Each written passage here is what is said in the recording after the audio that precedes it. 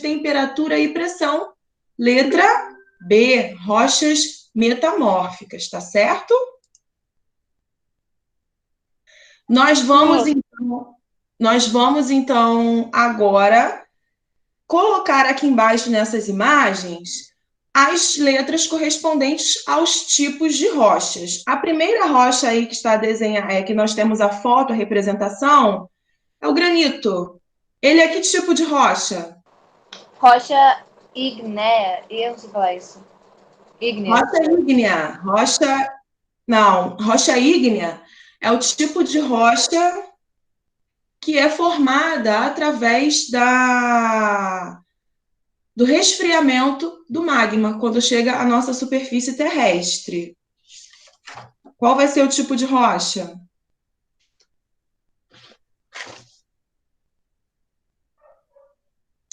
Ângelo, meu querido, olha só, ele está meio perdidinho. Deixa eu só te falar. Nós estamos falando sobre o capítulo 3, então é o módulo 2, tá? Pega lá o módulo 2, por favor, para você encontrar a página. Tá pertinho de você? Tia, já achei já. Tá bom.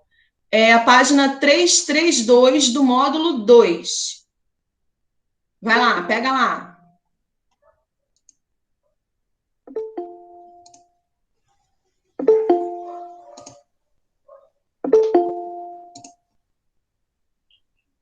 Encontrou, Ângelo?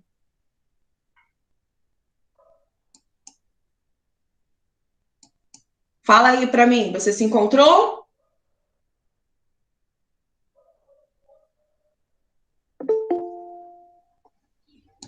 Bom dia aos que estão chegando agora. Nós estamos começando a fazer a correção da página 332, tá? Do exercício que eu passei na semana passada. Módulo 2, tá bom?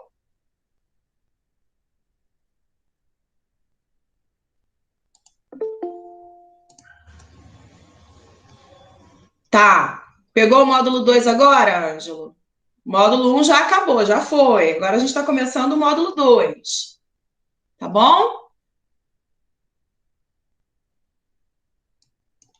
Olha, então a galerinha que chegou agora, lá na página 332, o número 1 era relacionar os tipos de rochas com os processos de formação e depois relacionar os tipos de rochas com os exemplos mostrados nas fotos aqui embaixo, tá? Então, a sequência de cima do número 1 das frases é C-A-B, tá bom? E na foto, na sequência, a primeira foto que nós temos é um granito. Seria rochas metamórficas. Então, é letra B, tá bom? É porque você colocou letra A, mas não. Conserta aí. A fotografia correspondente ao granito é a letra B. Não, eu ia fazer, quando eu fazer, eu até ia colocar a B, só que eu coloquei a A. Então eu tinha a resposta certa em mente, só que eu coloquei errado. Eu sempre faço isso. Ô, tia, a minha de baixo deu BCA. Isso aí, O exatamente. meu também deu. O meu também Ao deu. lado do granito, nós temos o siltito, que é a letra C, e por último, o basalto, que é a letra A, exatamente. A sequência das fotografias é B, C, A. Muito bem, Pedro. Agora, lá na página 333. Ângelo, se encontrou aí, meu amor? Tá. Número 2. Observe o mapa da página 331 e responda as questões, preenchendo o diagrama abaixo com o nome de alguns minerais encontrados no Brasil. Então, a gente tem aqui algumas dicas, né, para a gente poder preencher. Letra A. É encontrado em grande quantidade no sul do estado do Maranhão. Bauxita? Bauxita. Exatamente. Letra A, bauxita. Deixa eu escrever aqui, ó. Vocês preencherem aí os quadradinhos. Letra A, bauxita. Na letra B, a maior concentração do Brasil é encontrada no leste do Rio Grande do Sul. Carvão. Carvão. Letra B, carvão. Colocando aqui no chat a resposta certinho para vocês não se perderem. Na letra C, o norte do Amapá concentra uma grande área de jazidas desse mineral. Ouro. Ouro. Letra C, ouro. Letra D, esse mineral é encontrado principalmente no Pará e em Minas Gerais. Ferro. Ferro. Ferro. E letra E, além de ouro e urânio, no norte de Roraima existe uma grande quantidade desse mineral. Diamante. Diamante, muito bem.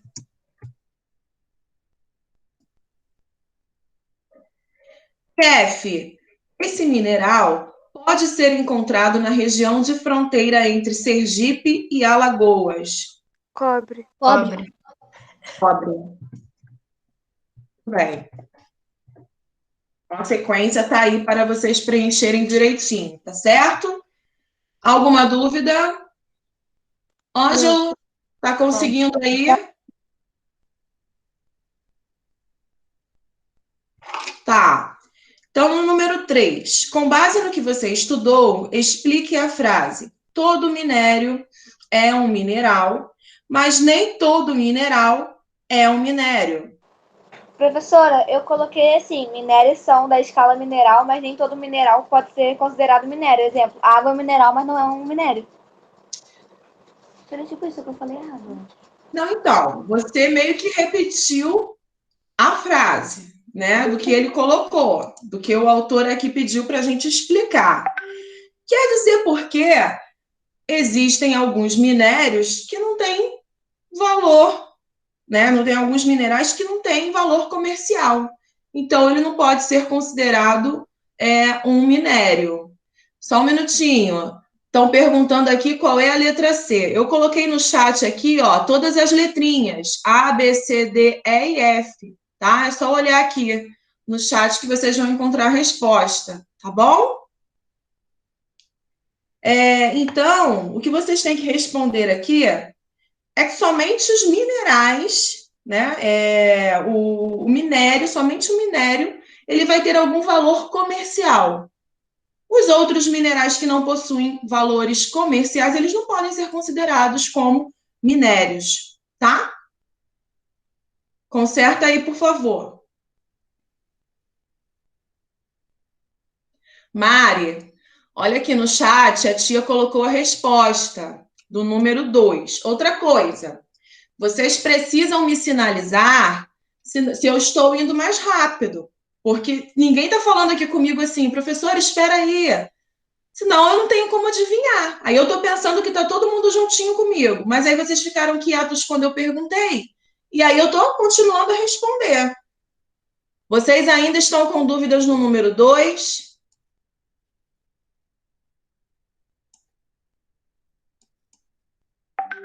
Fala na hora, tá bom? Não, número 3 eu ainda vou ditar. Eu estou falando sobre o número 2, porque eu estou vendo algumas pessoas perguntando aqui. Eu coloquei a resposta no chat, de todas as letrinhas para vocês preencherem aqui o diagrama, mas tem gente que está perguntando ainda. Eu quero saber se vocês ainda estão com dúvidas nesse exercício, para que eu possa voltar. Não? Tá. Então, eu vou começar a ditar a resposta do 3, tá bom, Mari? Eu vou começar a falar agora. Então, todos no número 3.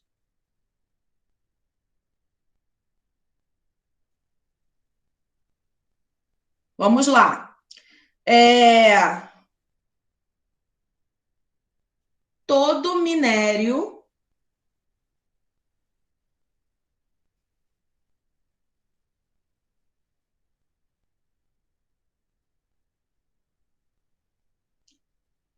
é um mineral, todo minério é um mineral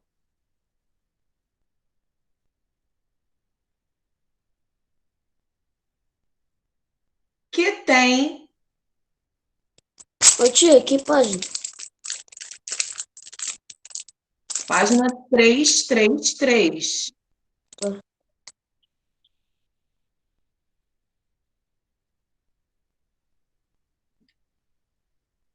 Todo minério é um mineral que tem valor econômico.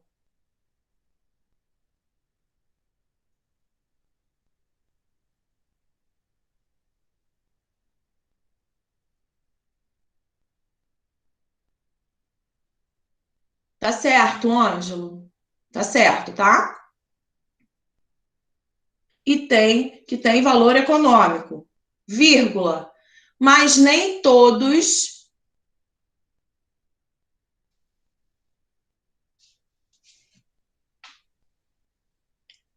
os minerais, mas nem todos os minerais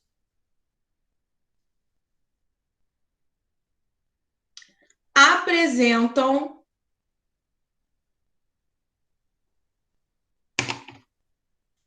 valor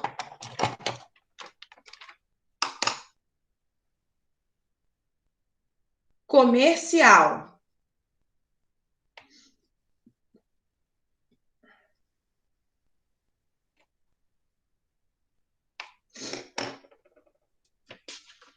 Alguma dúvida sobre o exercício? Não?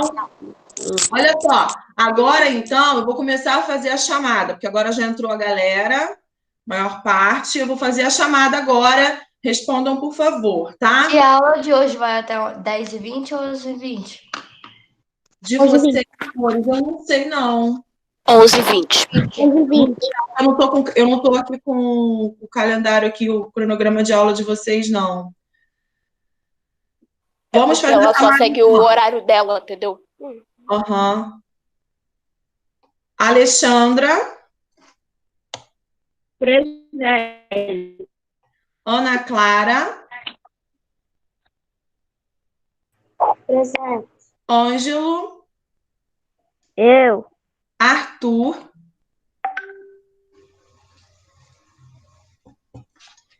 Beatriz,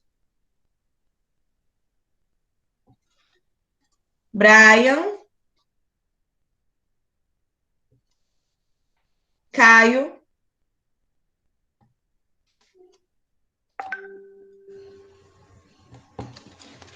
Davi,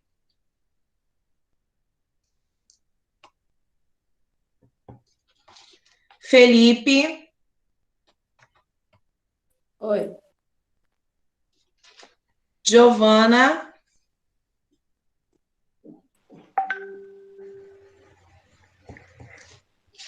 Gustavo, Presente.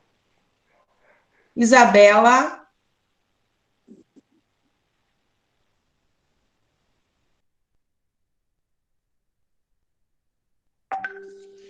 João Henrique,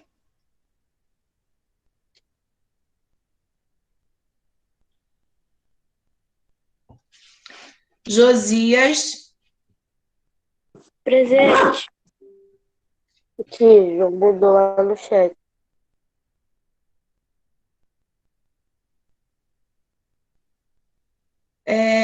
Kailane. Presente. Oi, tia. Oi. Só vou sair aqui rapidinho que eu vou botar meu irmão lá na cama, que ele acordou aqui agora. Tá.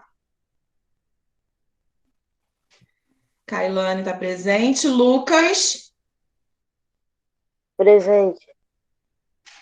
Maria Eduarda, Presente. Maria Fernanda, Mariana. Amor, eu já coloquei aqui, tá, Isa? Pode ficar tranquila. Miguel, Presente. eu já tinha visto que você tinha entrado, Isabela, mais cedo. Milena,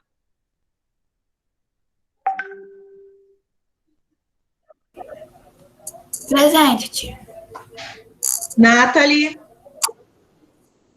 Presente. Pedro, Presente. Richard,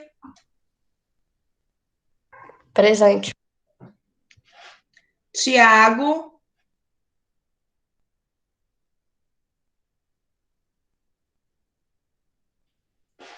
Yasmin.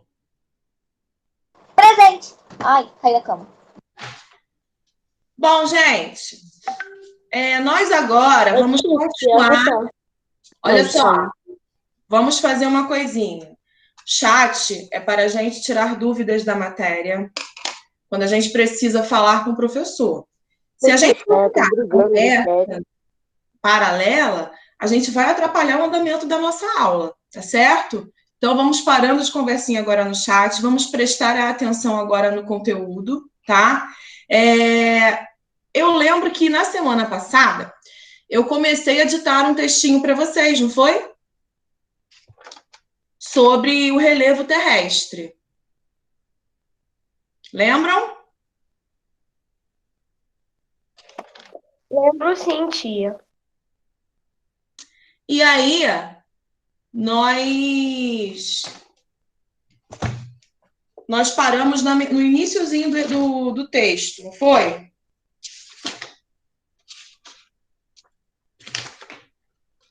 Vamos continuar, então, esse texto para a gente terminar. Eu parei com vocês, se eu não me engano,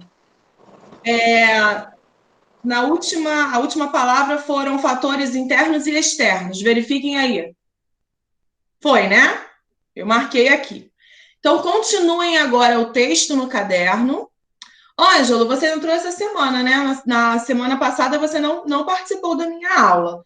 Eu comecei a falar sobre o relevo terrestre, e aí eu passei alguns slides na aula e comecei a colocar um texto no caderno, um resumo dessa parte do capítulo. E aí nós copiamos o primeiro parágrafo, que foi o que deu tempo da gente fazer, não foi? Então agora a gente vai dar continuidade. Eu vou pedir para que alguém depois passe para o Ângelo. Vocês devem ter zap da turma, não tem? Então, Tia, eu não fiz. coloca, por favor, uma foto do caderno de vocês para que ele possa copiar essa primeira parte, tá bom? Aí, Ângelo, você deixa umas 4 linhas para copiar esse parágrafo, tá? E aí começa junto com a gente agora, continuando o texto da semana passada, tá bom? Vocês coloquem aí. Continuação, coloca a data de hoje. Ana Clara? A mesma coisa do Ângelo, então. Se você não copiou na semana passada, é porque você também não estava na nossa aula semana passada. Mas na semana passada, na terça-feira, ficou gravado, ela ficou disponível aí na plataforma da escola, tá certo? Aí é só copiar. Vai deixar 4 linhas também para continuar. Então, coloquem a data de hoje e continuação, para a gente terminar esse textinho. Podemos começar? Comente. Tá. Podemos começar sim a terminar. Começar a ditar agora, amore. Mas é começar para ter. É começar a ditar para começar a terminar. Porque a gente já fez o começo, então agora a gente vai pro fim. Continuar. Agora eu sou melhor. É porque eu sou muito bugada. Tia. Tá bom. Então, olha só. Continuando o texto. Parágrafo. Com isso, vírgula. Tia, tá começando o texto? Ana Clara, você faltou na semana passada. Você vai deixar 4 linhas, porque a gente tem um parágrafo antes desse, que você vai ter que pegar, tá? Aí alguém vai disponibilizar no WhatsApp da turma de vocês esse primeiro parágrafo. E aí você continua. Começa a aula de hoje, deixa um espaço de 4 linhas, para você copiar o outro trechinho que falta, tá bom? Professora, Oi. Seria bom também, tipo, quem não fez, escreveu em caderno de rascunho também, pra caso a letra for maior. Hã? Tipo, isso que você vai citar agora, quem não fez, no tipo, também não poderia fazer um caderno de rascunho, porque se a letra for maior e tudo mais, aí depois copia melhor. Poderia. Ana Clara, a aula de semana passada, ela está disponível na plataforma da escola. Então, você pode assistir a aula de semana passada. Quem não estava presente na nossa primeira aula, né, pelo Meet, ela está disponível lá na plataforma, de terça-feira passada. Aí você pode assistir, porque tem lá tudo que eu expliquei e também quando eu ditei essa primeira frase. Tá bom? Vamos colocar então aí, ó. Com isso, vírgula. Podemos dizer. Ô tia, pode começar do início, porque eu me enrolei aqui. Ó, começa assim, com isso, vírgula. Podemos dizer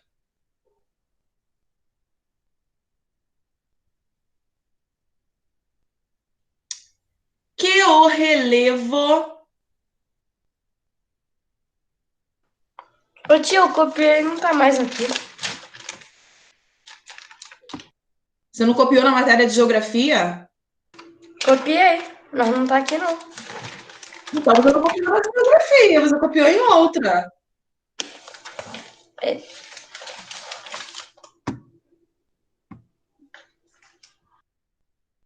Ó, repetindo a frase. Com isso, podemos dizer que o relevo terrestre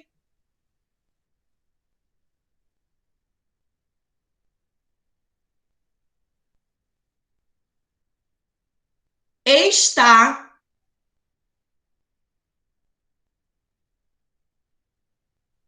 em constante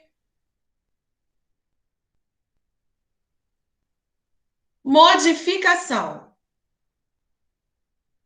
Vou repetir a frase toda.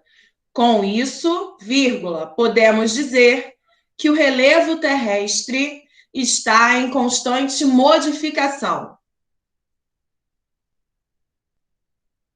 Ponto final. Parágrafo.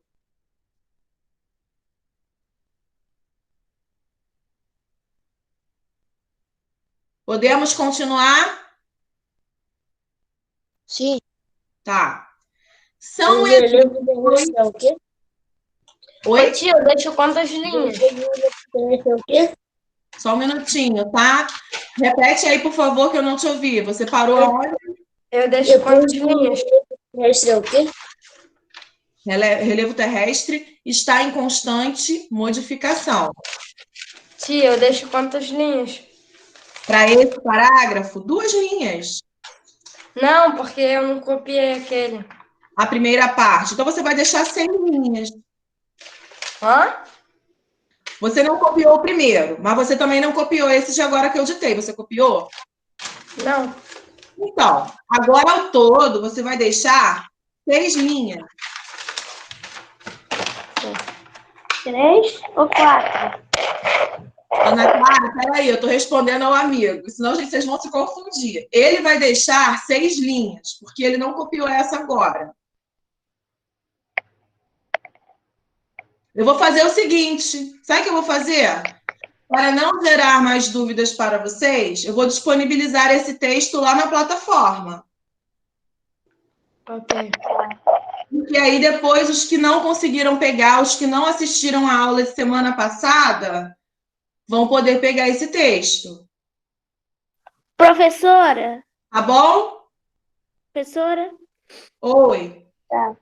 Eu vou fazer o seguinte, a gente terminou essa frase. Quando acabar as minhas 2 aulas, eu vou passar para a tio Gil esse texto e vou colocar disponível na plataforma. Aí vocês deverão copiar de lá. Agora, eu preciso que vocês entrem na plataforma, tá? Todo mundo tem acesso, né? Fala. Eu te. Você pode repetir a frase para mim? A frase que eu ditei, olha só. Com isso, vírgula, podemos dizer que o relevo terrestre está em constante modificação. Valeu. Bom? Ponto final. Aos alunos que não assistiram a aula semana passada, tem que entrar em contato com o coleguinha para poder pegar a matéria, senão vai ficar perdido mesmo, tá? É a mesma coisa da nossa sala de aula. A gente vai dar a matéria, a gente vai dar o texto, vai fazer exercício junto, tem que pegar, tá bom? E aí, eu vou fazer o seguinte, eu vou disponibilizar o texto que eu tenho aqui no caderno, resumo, para vocês copiarem no caderno lá na plataforma. Porque senão vai ficar toda hora um perdido aqui, o outro, aí vai dar com muita confusão. Tá certo? Na semana que vem eu quero ver o caderno de vocês, tá? Aí, olha só, depois você vê, Ana Clara, com o pessoal aí a matéria. A Mari já disponibilizou o celular dela e você fala com ela, então, para ela te passar, tá bom? Fala, Mariana. Entre os parágrafos, eu tô pulando uma linha, tá bom? Tem problema? Essa era a minha dúvida. Não, era para seguir o texto direto, sem pular linhas. Eu não falei para pular linhas, não. Agora deixa, você já copiou assim? Olha só, então, agora a gente vai parar de copiar, porque não está dando certo aqui. Muita gente que faltou na semana passada que não pegou a matéria, e aí tá ficando mais confuso ainda. Então, eu vou deixar esse texto disponível na plataforma hoje, tá certo?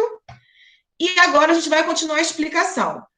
Vou compartilhar minha tela com vocês. Agora eu quero que vocês parem de falar pelo chat, porque agora é hora de prestar atenção aqui na explicação. A galerinha que faltou na semana passada vai ter que pegar a aula que está disponível lá na plataforma, senão vai ficar perdido mesmo, tá?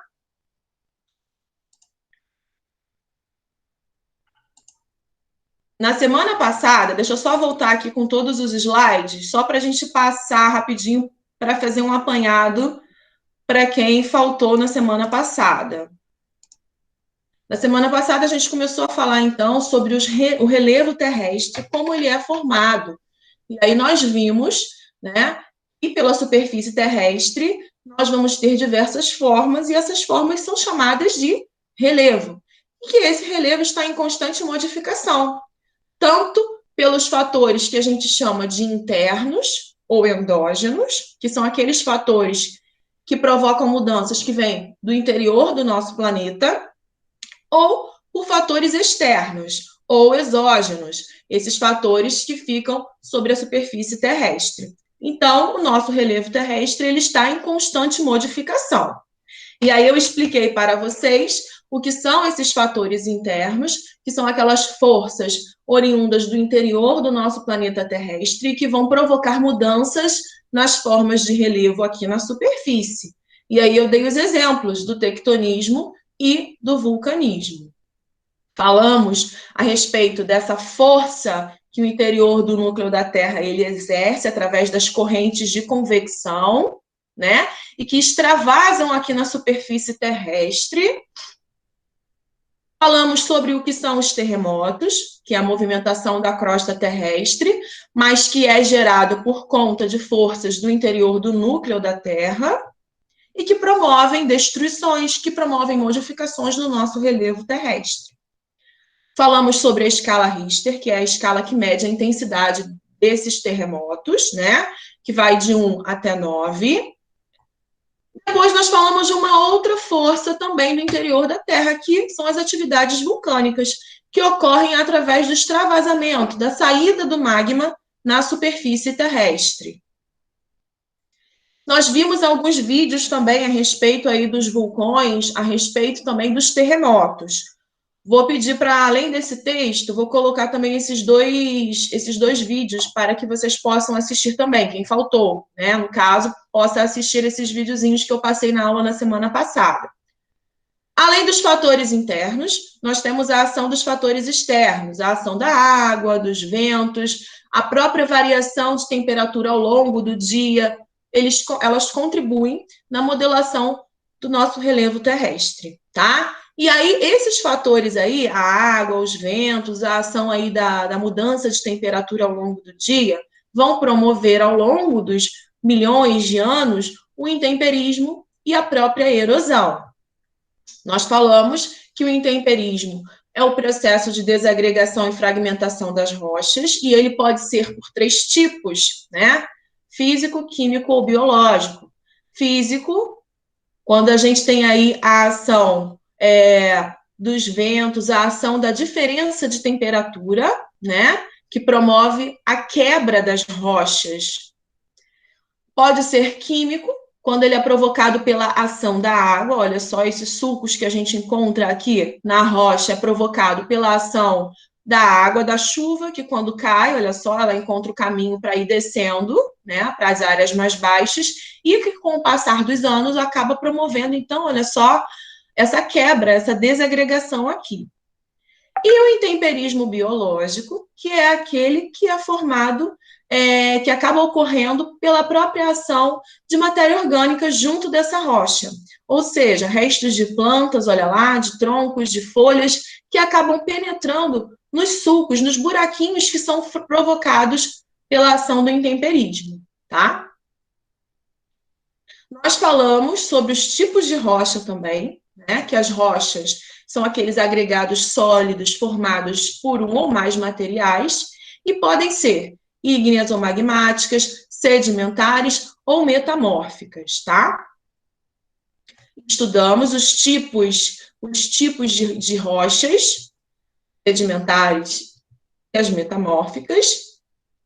E aí nós falamos também a respeito sobre os minerais que existem no nosso território brasileiro.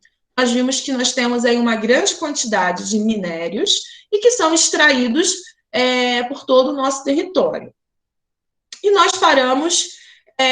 terminamos a nossa aula falando a respeito das principais formas de relevo terrestre, tá? As principais formas são montanhas, planaltos, planícies e as depressões. E aí eu mostrei esse desenho aqui para vocês, só para exemplificar. As montanhas são são um relevo mais acidentado que nós temos na nossa superfície terrestre, de maiores elevações. Geralmente, as montanhas, elas são formadas numa era geológica mais recente, por estarem menos tempo expostas aos processos e agentes erosivos, né?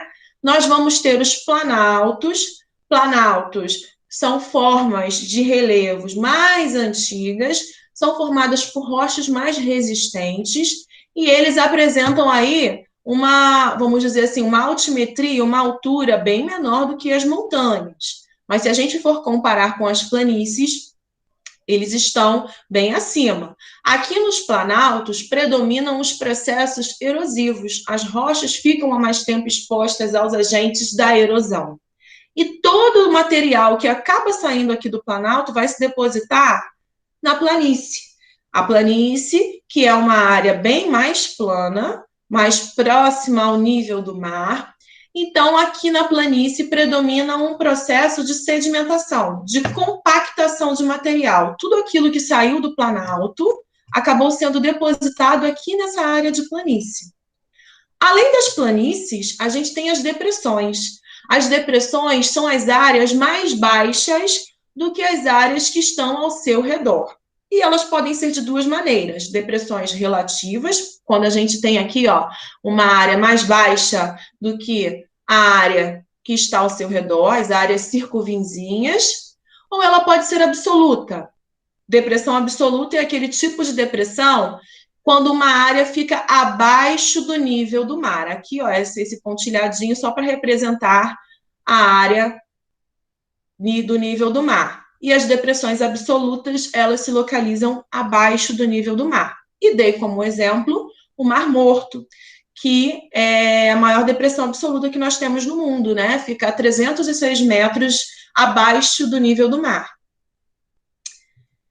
Agora a gente vai falar um pouquinho sobre o nosso relevo brasileiro. O nosso relevo brasileiro, ele é antigo. Por que ele é antigo? Porque a gente se situa no meio de uma placa tectônica, no meio da placa sul-americana. Então, nós, aqui no território brasileiro como um todo, nós estamos livres daqueles eventos ligados ao tectonismo, que são os terremotos e as atividades vulcânicas.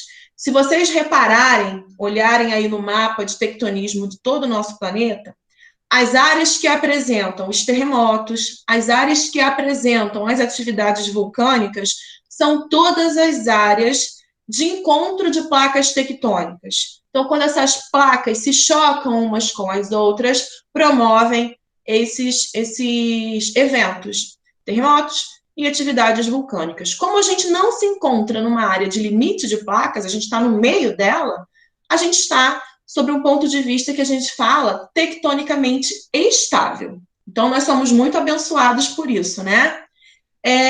Por conta disso, no Brasil a gente não vai ter grandes elevações, né? O ponto mais alto do Brasil é o Pico da Neblina, com 2.993 metros, que fica lá na região norte do nosso país. Se a gente for comparar com o Monte Everest, que tem mais de 8.000 metros, quer dizer, é bem pouquinho, né? Então, por conta disso, o nosso relevo ele vai estar mais tempo exposto à erosão e, por isso, a gente não vai ter grandes elevações, tá? Bom, as principais formas de relevo que nós temos aqui no nosso Brasil são os planaltos, as planícies e as depressões. Nós não encontraremos dobramentos modernos, que são as grandes cadeias de montanhas, justamente por estarmos localizados numa área de estabilidade. Então, a gente não tem como ter uma montanha como lá no Chile, que apresenta a Cordilheira dos Andes. Não tem como, porque a gente não tem o encontro das placas, certo? Hoje, o nosso relevo brasileiro, ele tem uma classificação. Ao longo dos anos, né, os geógrafos foram estudando o relevo brasileiro e foram surgindo várias classificações de relevo. A primeira delas, ela foi o Haroldo de Azevedo que propôs essa classificação. E aí, na época, na década de 40, né, ele tinha aí pouca tecnologia, podemos dizer assim, para verificar e estudar e classificar. Então, o que ele utilizou como critério para classificar o relevo brasileiro? A altimetria, altitude. Então, o que ele encontrou? Duas formas, planaltos e planícies. Tudo que estava acima de 500 metros era planalto, tudo que estava abaixo eram denominadas as planícies. Mas aí, depois, com o passar dos anos, já na década de 50, um outro geógrafo surgiu, é o Aziz Absaber. O nome dele é diferente, mas ele era brasileiro, tá, gente? Ele era um professor da USP. Naquela época, ele ainda era aluno, foi aluno desse Haroldo de Azevedo. E aí, ele propôs uma outra classificação. O que ele propôs? Ele começou a perceber, poxa, não é só a altitude que interfere na presença das formas de relevo no Brasil, não. A gente tem que levar em consideração um conjunto de fatores. A gente tem que perceber que o clima vai influenciar no tipo de relevo do nosso país.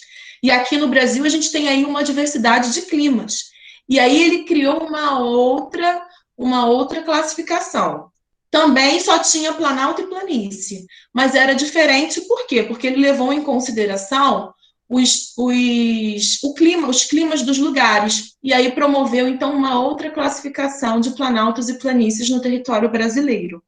Apenas na década de 80 que a gente vai ter, então, uma classificação mais precisa, que é a que a gente utiliza até hoje. O Jurandir Royce, né, que foi aluno desse Aziz Absaber, ele aproveitou as fotografias aéreas que o governo federal estava mapeando o nosso Brasil. Então, eles estavam tirando fotografias de cada região, de cada lugarzinho do Brasil, e ele aproveitou essas imagens para fazer a sua classificação. E aí ele descobriu que, além dos planaltos e das planícies, nós temos aqui também as depressões. E aí ele fez toda uma classificação muito mais complexas. Olha lá. Ele dividiu o território brasileiro, olha isso, gente, em 28 unidades de relevo. Cada númerozinho desse corresponde a uma unidade. Então, ele classificou os planaltos e foi subdividindo as regiões. Olha o trabalho que ele teve, hein, gente? Ele encontrou as depressões, ele também numerou cada espacinho do nosso território e também com as planícies, e encontrou 28 unidades de relevo, tá certo? Alguma dúvida? podem ficar tranquilos, não precisem, assim, ficar preocupados em gravar esses números, o que faz parte do que, o que é planície aqui, o que é depressão ou planalto, porque é só para a gente conhecer, tá? Então, assim, ele teve muito trabalho para poder chegar a essa divisão do nosso território brasileiro. Alguma dúvida? Pode falar aí agora. Não. Tá. Agora, olha só, gente. Vamos falar um pouquinho sobre a questão. Olha só que desenho diferente. Isso é só para a gente ver como que os geógrafos, eles realizam e eles conseguem mapear o relevo por aí afora. Eles montam o que a gente chama de perfil, de mapa topográfico. Bom, perfil, vocês sabem o que é perfil. Quando a gente quer tirar uma foto de perfil da pessoa, é uma foto como se fosse assim, ó, desse ângulo, da lateral, do meu perfil.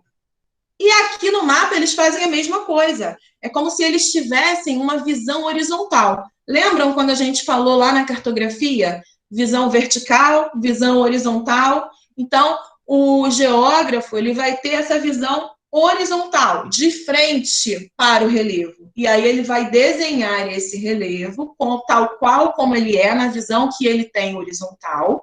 E depois ele vai transformar aqui, ó, em um gráfico, tá? Colocando as altitudes e as áreas que estão sendo mapeadas. Aqui é o mapa da região, tá? E aqui ele foi transformar para o perfil topográfico. Geralmente, as áreas mais baixas, elas possuem colorações mais clarinhas. E as áreas mais escuras são as áreas mais elevadas desse perfil, tá certo? Aí a gente tem aqui o mapa altimétrico do Brasil. A mesma coisa como eu falei, ó, as áreas mais baixas, as áreas de planícies, elas estão, olha lá, numa coloração azulada. As áreas mais elevadas, ó, são aqui esses pontinhos, essas áreas de cores mais avermelhadas, tá?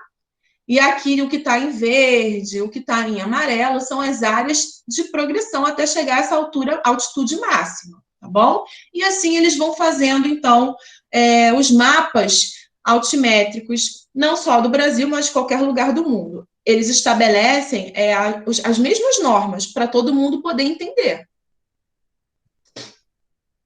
Alguma dúvida? Aqui, gente. Não. Peraí, deixa eu só parar de apresentar para a gente voltar aqui. Fala. Alguém estava falando, alguma dúvida? Não. Nem tia. Tá. É só para a gente entender como que é o trabalho desses geógrafos, né? Não é algo muito fácil, né? A gente precisa da cartografia para poder transformar todo o relevo terrestre e colocá-lo aí no mapa. No livro de vocês, olha lá, nós temos na página 337, vamos lá, abrir na página 337, nós temos um mapa do Brasil, altitudes do relevo. Vamos lá ver, então, se vocês entenderam isso realmente que eu acabei de falar. Todos já conseguiram abrir aí na página 337? Sim. Olha aqui. Lá embaixo tem uma perguntinha. Em quais estados há significativa presença de terrenos elevados acima de 1.200 metros de altitude? Olhem na legenda a altitude de 0 a 1.200 ou mais, e pela cor que está representado na legenda, vocês vão olhar aqui no mapa do Brasil e qual região, mais ou menos, que vocês acham que apresentam as maiores elevações? Pico. Qual? Pico. Monte Pescoal. Qual é a região? Norte, sul, sudeste, centro-oeste, nordeste? Parece ser sudeste. Parece a região sudeste, né? Então, exatamente. Então, nós temos aqui Minas Gerais, Rio de Janeiro, nós temos parte de São Paulo, a gente tem também outros estados aqui no sul do Brasil também, Santa Catarina, Paraná. Então, vocês vão colocar aí, ó, em quais estados há significativa presença de terrenos elevados? Coloquem aí. Minas Gerais, Rio de Janeiro. Nós temos também Santa Catarina, Paraná. Só Sul e Sudeste? Não, porque nem todos os estados possuem. Espírito Santo, não. Entendi. E você pode digitar quais são todos os estados? Estou falando, ó. Minas Gerais, Rio de Janeiro,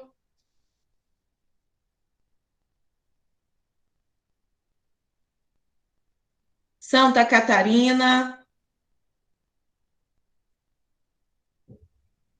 Davi, meu amor, você que chegou agora, nós estamos aqui na página 337 do módulo 2. Tá?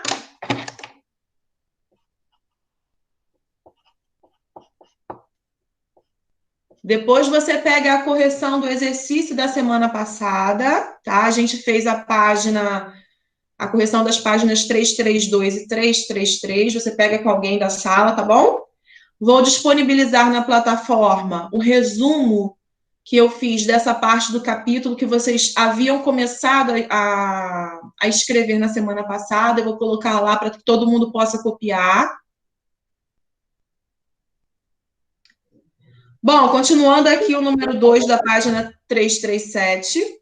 Bom, Rio de Janeiro, Minas Gerais, Santa Catarina, Paraná.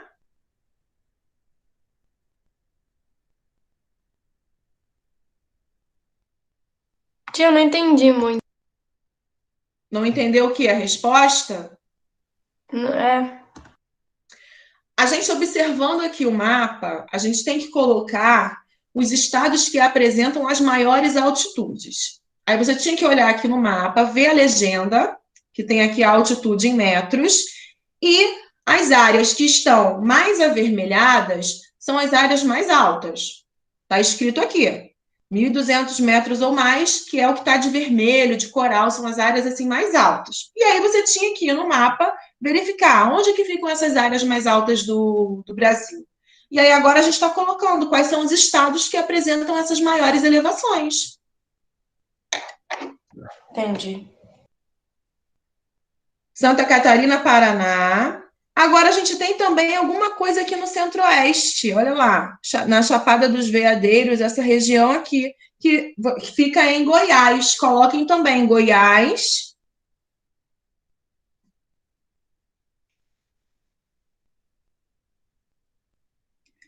E a Chapada Diamantina também aqui na Bahia. Então, Goiás e Bahia.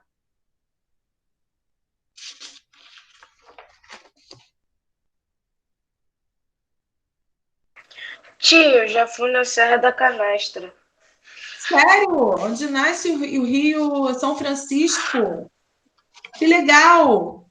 Lá em Minas. Gostou? Aham. A gente pegou vários queijos.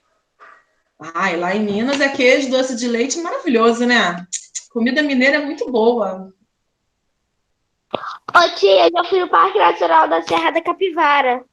Que legal, gente! Muito bacana lá também. Muito lindo. Eu fui na minha última semana de férias, eu acho que pro quarto ou quinto ano. Ah, tá, entendi. Ô, tia, eu fui lá pra Gramado. Ai, lá também é show. Gente, vocês estão assim, vou te contar, hein? Cada um indo num lugar mais lindo do que o outro. Eu amo. Deixa eu falar com vocês agora. Terminaram de colocar a resposta? Eu já fui para Nova Friburgo. Já foi o quê? Para Nova Friburgo, é porque eu tô resfriada. Ah, não, porque às vezes fica picotando a voz da pessoa para mim aqui no meu computador, aí eu não escuto direito. Agora eu entendi. É bem bacana viajar, né? Conhecer o Brasil. E assim, o interessante é que vocês possam depois ter esse olhar de geógrafo, olhar a natureza do lugar, olhar como que é o comportamento das pessoas da população, o modo de vida, para depois a gente partilhar na Professora, sala de aula. Fala, Pedro. quando eu viajei para Curitiba, meu time levou lá na Foz. Ai, lá é maravilhoso, é lindo demais, né? Aham. Foz do Iguaçu, muito lindo, nossa. Olha só, gente, vamos fazer o seguinte, eu já vou deixar a atividade que vocês irão fazer durante a semana, né, para casa, já vocês estão em casa direto, então não é para casa, para vocês fazerem durante a semana toda. As páginas 338 e a 339, já deixem aí anotadinhos. Página 338 e 339. E aí, vocês vão anotar as dúvidas de vocês sobre essa parte da matéria, porque agora a gente vai continuar falando um pouquinho sobre o nosso capítulo aqui, tá certo? Deixa eu só abrir aqui na parte certinha aqui. Ô, tia, só que o que me chateou em Nova Friburgo foi que lá não tinha na capital de Nova Friburgo, não tinha lugar para andar cavalo, só que os cavalos já não estavam mais lá. Ah, entendi. Não tinha pão. Agora, Mari, vamos prestar atenção aqui, que a tia vai compartilhar a tela para a gente começar a falar um pouquinho sobre uma outra coisa que também está na nossa superfície terrestre e que é muito, muito importante para a gente. Principalmente agora. Vocês sabiam que esse é um mês dedicado ao meio ambiente? Sabiam ou não? Não. Eu não sei nem que dia é hoje. Na sexta-feira, 5 de junho, foi o Dia Mundial do Meio Ambiente.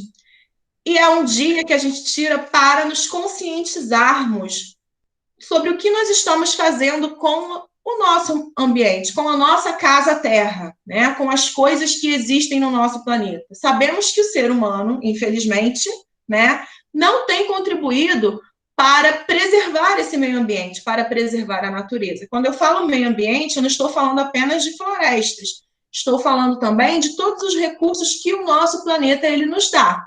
E agora a gente vai começar a falar um pouquinho sobre a água. Deixa eu só mostrar aqui para vocês, compartilhando a minha tela, só para a gente ter uma noção.